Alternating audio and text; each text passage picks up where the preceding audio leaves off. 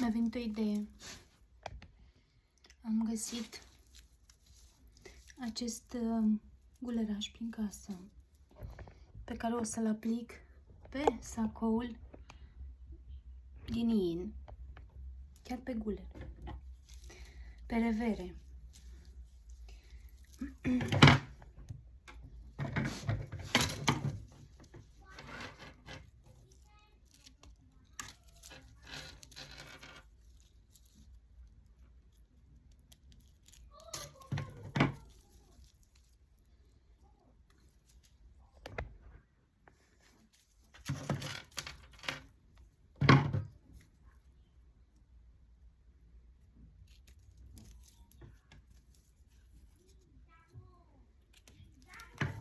Aici sunt niște mărgeluțe cusute manual, foarte frumoase.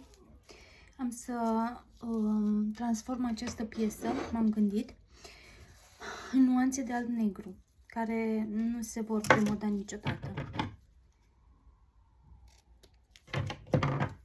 Și o să fac ceva de genul. Să vă arăt.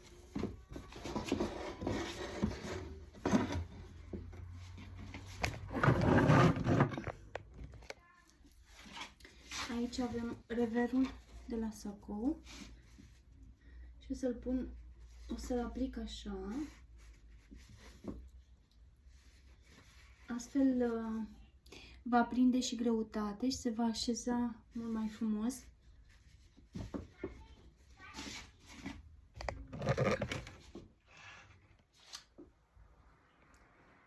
Să fie pe ambele părți. Am să-i schimb înăsturașii, bineînțeles într-o nuanță poate chiar de alb. Vedem ce găsim. Tot așa, prin casă, momentan, de la alte piese. Deci va veni o parte pe acest rever și cealaltă parte pe acesta. De fapt, era așa.